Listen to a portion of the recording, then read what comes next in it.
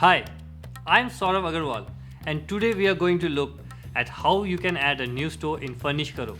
Premium users of Furnishkaro can manage multiple stores from one account. So what does that mean?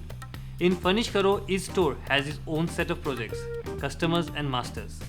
And their respective dashboard will show you different sets of data and you can use this feature according to your requirements. Let's start by creating a new store.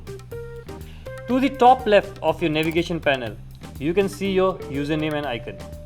Tap on the arrow next to it to open up the list of stores you have created.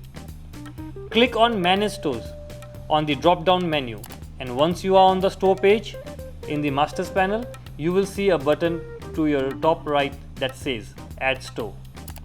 Fill in the necessary field and click on Add to save a new store. So going back to the profile icon in the navigation panel, you will see the new store that you have just created. You can create and manage multiple stores this way, managing them all in one user account in Furnishkaro.